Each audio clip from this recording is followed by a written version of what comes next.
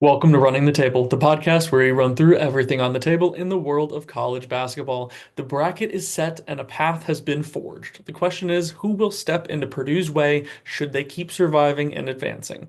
We're going to be analyzing Purdue's potential path to the Final Four. Without further ado, let's run it.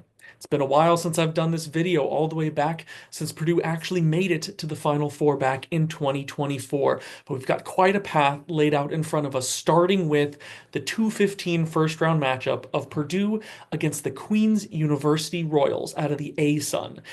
They are coming in at 21 and 13, 13 and 5 in their conference, which put them in place for third in the A-Sun.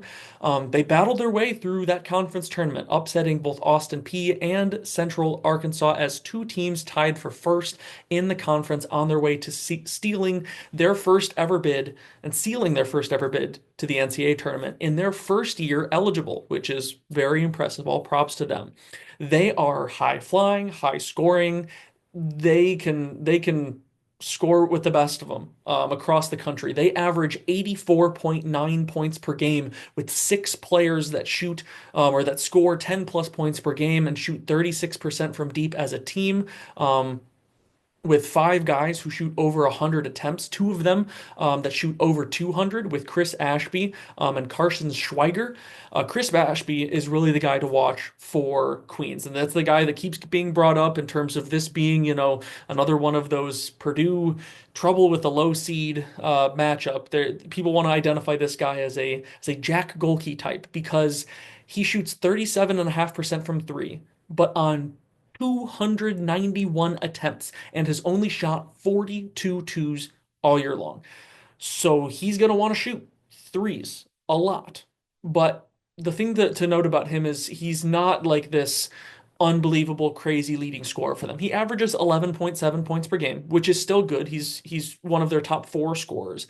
Um, but he's not always this guy that shoots 15 threes a game and makes eight of them at this crazy percentage.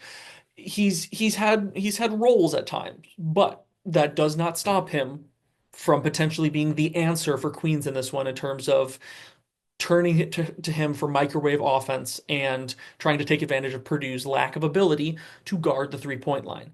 But the question is can they outscore us?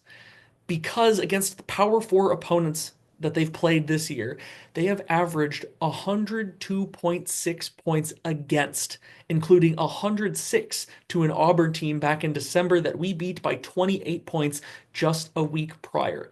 On average, they give up 85 points per game, which includes all of their games in the ASUN. And there have been plenty of ASUN teams that have even scored, well into the 90s against them. So the question is how to beat them. I want to take this team as seriously as anybody else. There is no overlooking anyone in March, and the second you do that, as the Purdue Boilermakers, things are bound to go poorly. But how do you do that? You slow them down. You want to slow them down. You want to guard the three-point line, or at least, again, it doesn't have to necessarily be extraordinary lockdown defense. Run them off the three-point line. Just get them out of there. Especially if they want to try to go to Ashby, just throw guys at him and try to run him off the three-point line. Now, you can't, run at him to the point of flying by on pump fakes and just leaving him all alone for wide open threes, but that's what he wants to do.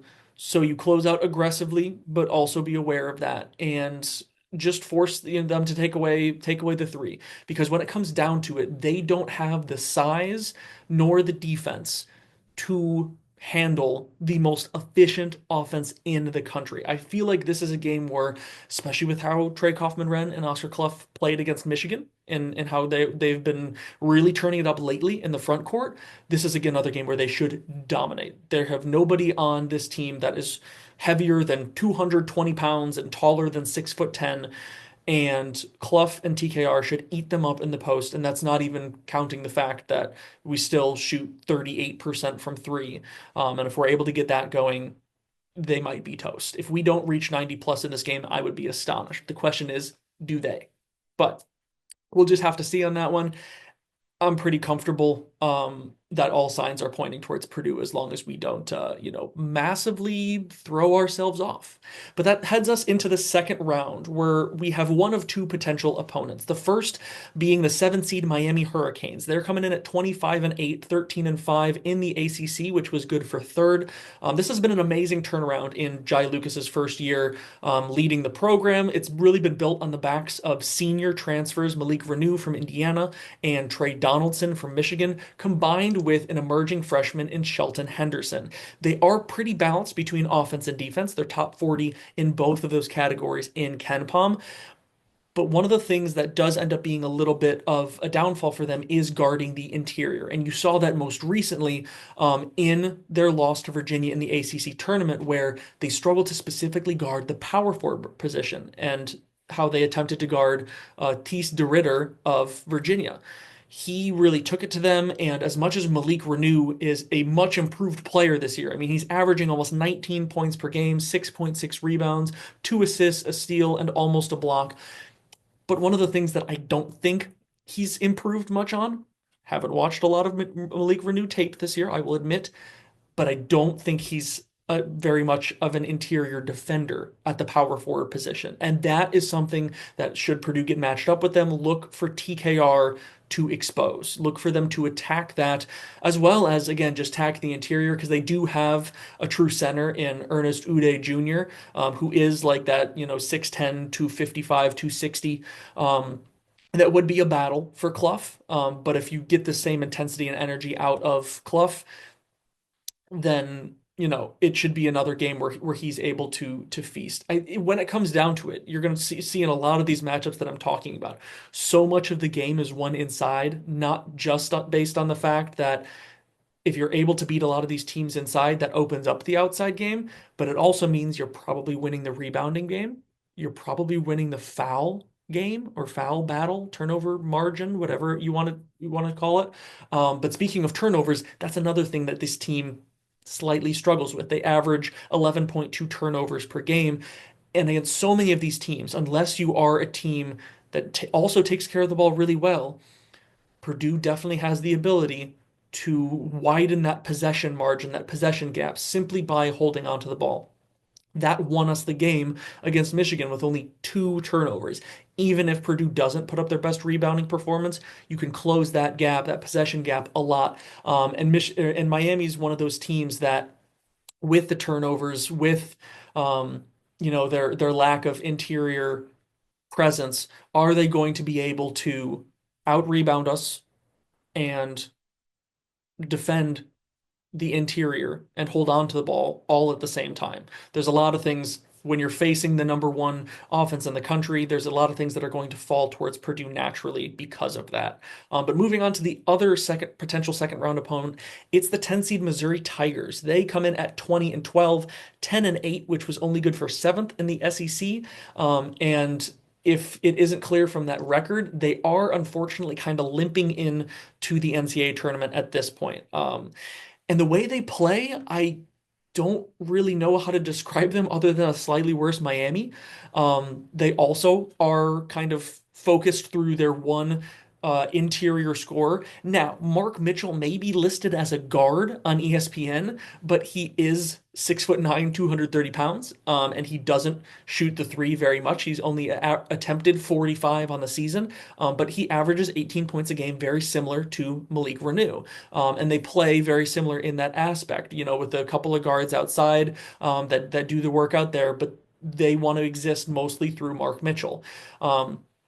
And also very similar to Miami, they struggle with the turnovers, 12.4 turnovers per game. They struggle with free throw shooting, which is also something that Miami struggled with a little bit as well. And they rebound the ball worse than Miami. So that first round matchup between these two teams is going to be very interesting in the first place, because you have two very, very similar teams, with Miami having the edge in most of the analytical categories, but St. Louis, or sorry, Missouri, they are playing in St. Louis, which is going to make it so much more of a home crowd for them. But whichever team makes it out to the second round is going to have a difficult match against Purdue, because of the fact that they are not a very big team. A lot of these teams from different conferences other than the Big Ten except for like those top teams. You talk about like an Arizona, obviously Michigan, but a Duke. So many of those teams that aren't those top teams don't have the size to compete with a lot of the Big Ten because the Big Ten is constantly used to year in and year out being an interior focused league because of how physical and just damaging the Big Ten season is of teams just going at each other physically constantly. A lot of teams aren't prepared necessarily to go up against that physicality. And once again, if we bring the same physicality that we did during the Big Ten tournament, very few teams are going to have both the guys and the intensity to match up with that. And if Purdue's able to, match up with Missouri here, that's the way you beat them through physicality, through on the boards, through winning the turnover battle, and once again limiting that one interior scorer and Mark Mitchell, and essentially saying, "I dare the guards to beat us." But should the Boilermakers move on to the Sweet 16, you have another two opponents that I think are by far the most likely to end up there. And the first one being the three seed in this region, the Gonzaga Bulldogs. They are 30-3, 16-2 in their conference, which got them first in the WCC, and they did end up winning their conference tournament, mostly behind the fact that they have amazing veteran leadership. They are one of the oldest, one of the most experienced teams in all of college basketball. They don't turn over the ball very much, and they rebound really well. The thing is, the vast majority of those things I just listed are also things that apply to Purdue. And the thing about Purdue is that they do it at a higher level, except for rebounding. That's the one thing. But that rebounding has been a little bit different for Gonzaga lately because of the fact that they lost another, or really their main other interior presence besides Graham Ike in Braden Huff. Braden Huff has been out for almost the entire second half of the season with a knee injury.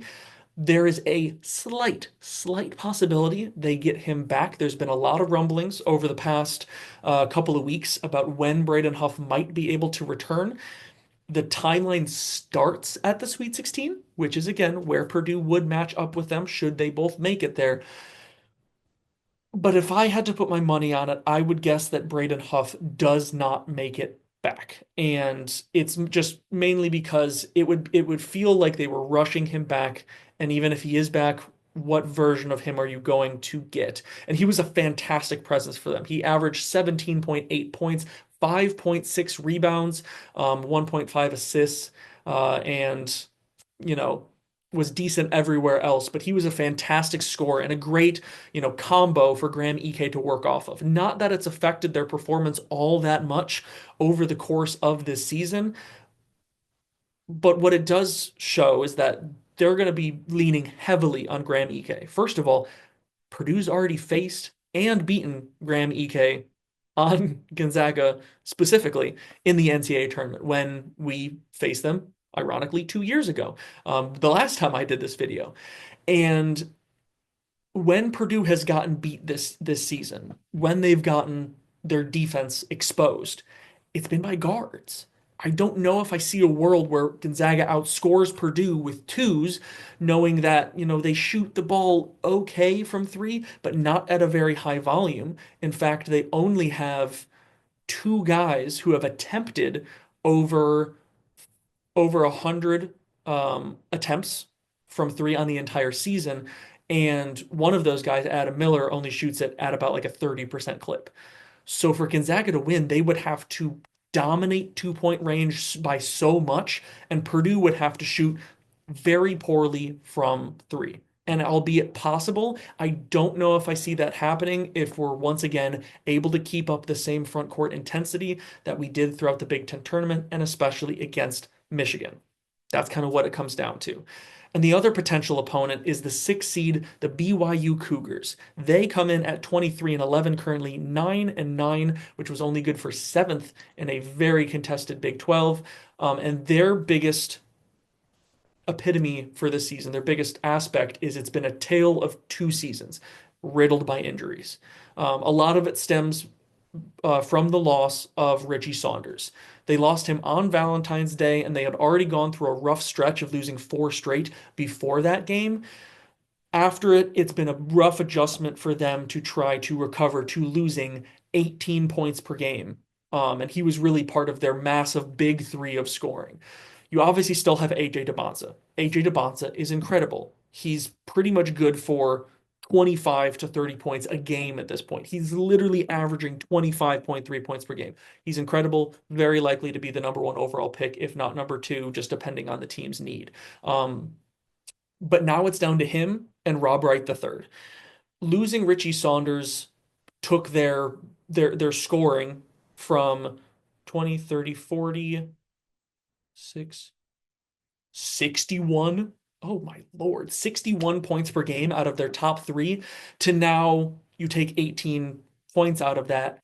Now you're only down to 43 out of those top two guys. And behind them, you've got some guys that can step up, but struggle to do it on a consistent basis. And it's the consistency that has proven to be their downfall. In a matchup against Purdue, the main thing I worry about is a 40 plus performance out of AJ DeBonza. He is very capable, and we struggle to guard both essentially guards or on the perimeter, as well as keeping guys from getting to the basket. I unfortunately see a lot of aspects of the 46-point Keaton Wagler performance in the way that AJ DeBonza plays.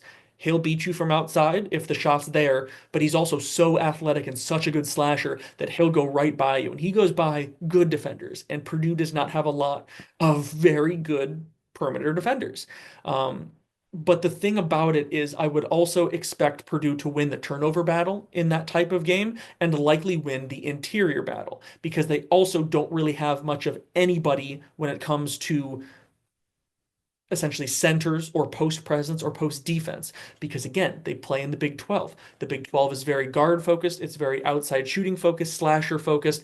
You don't have a ton of big time bigs outside of some of those top teams that have really separated themselves, and that's the reason why.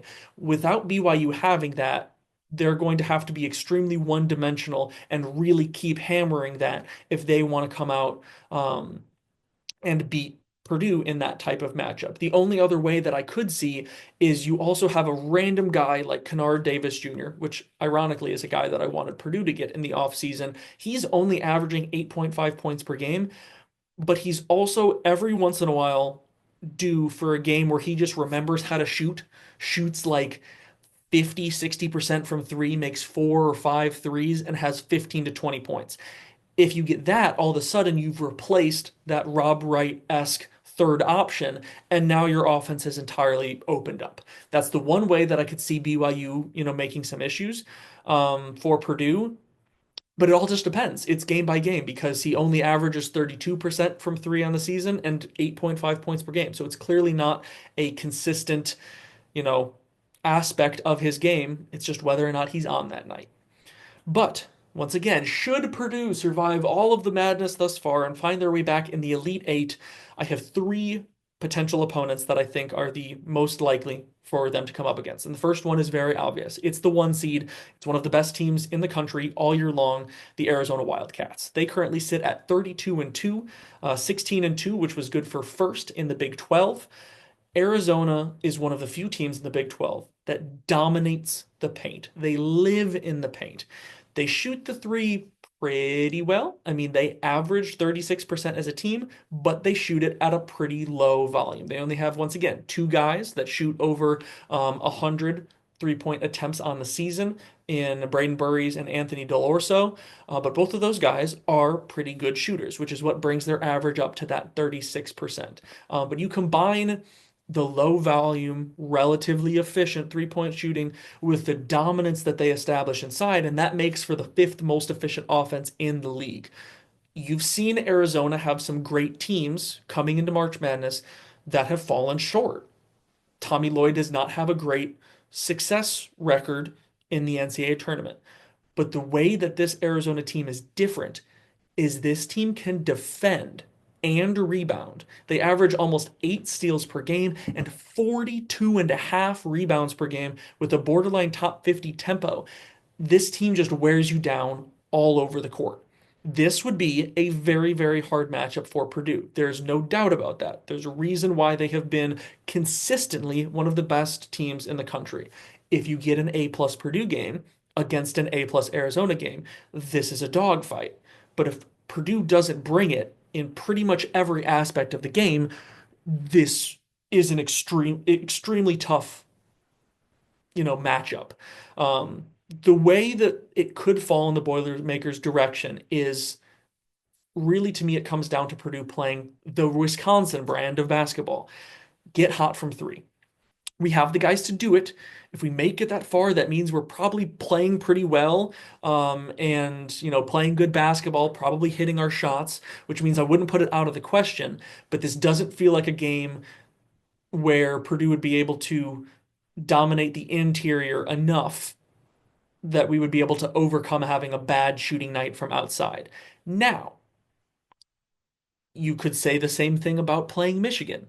And yet we were able to do that, scoring or shooting the ball 10%, roughly 10% under our season average of 38%. So it's possible. Anything's possible. But the most likely way that Purdue would be able to beat them is just by saying, we're going to acknowledge that you're going to win the 2 point battle. We're still going to battle. We're still going to, fight our asses off inside, but we know we have the advantage on the outside. Get Fletcher hot. Get Braden's shot to start falling again. Get CJ going. And for the love of God, get some performances and get some solid quality minutes out of your bench, out of Jack Benter, out of Omer Meyer, out of Jakari Harris, should you put him in the basketball game. That will be the way that we would need to take down this team, because Arizona, if there's one thing about them, is they've been unbelievably consistent. There's never been a game where it seems like this team has significant flaws, and that's what makes them a top, a number one seed and one of the best teams in the country. But moving on, you have another very, very interesting polarizing team in the Arkansas Razorbacks. They come in at the 4 seed at 26-8, 13-5, which was good for second in the SEC. They are arguably the hottest team offensively coming into the postseason. Darius Acuff is incredible. He has worked his way into being a very likely top three pick in the NBA draft because of how well he is playing lately. And he's got this team locked and loaded headed into March Madness. They can score the hell out of the ball.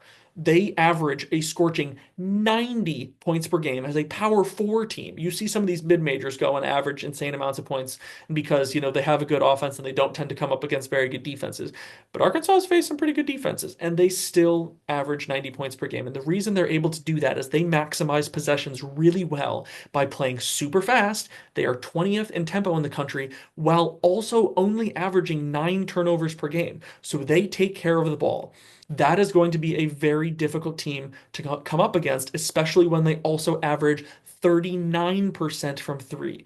With the ball in Darius Acuff's hands, anything is possible for this team. He's got himself up to 44.5% from three on 191 attempts. He has just been scorching hot lately.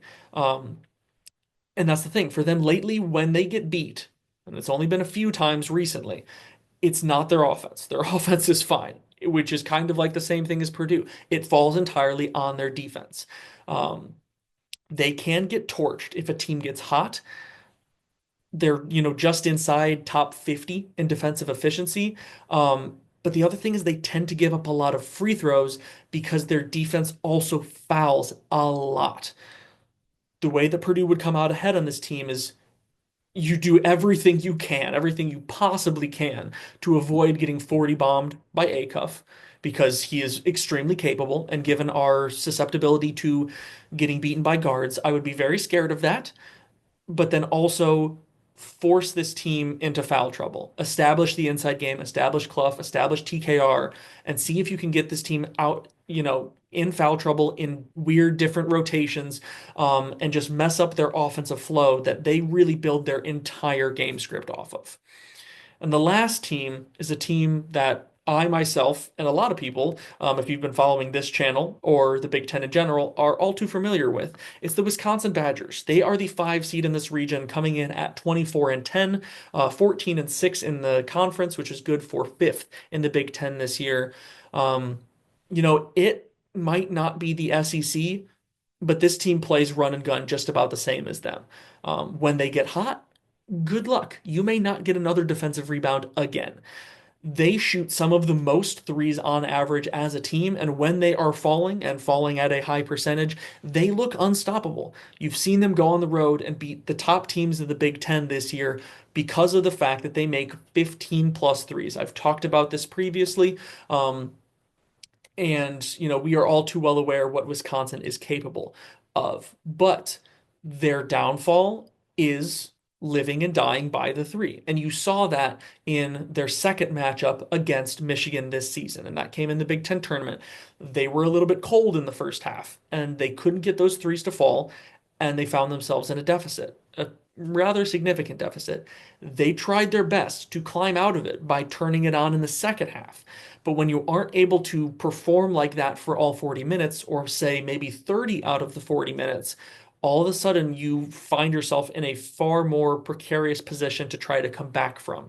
And against one of the best defenses and one of the best rebounding teams in Michigan, they couldn't overcome that. And Michigan came away with that win by three via a game winner by Axel Lendeborg in the final seconds. But um, the other things that Wisconsin has going well for them is they hold on to the ball really, really well, which is why I think they're one of the most likely teams to make it this far out of that side of the region because they maximize their possessions with limiting turnovers and they also shoot free throws really, really well. They average 78.6% from the free throw line. But what it will come down to is that living and dying by the three. For pretty much every game they've played, you talk about both games that Purdue played against them. They died by the three in the first game because they weren't a hot shooting team yet at that point. And in the second game, they torched us. Um, but it really doesn't matter their opponent. They are going to play that style of play pretty much no matter what.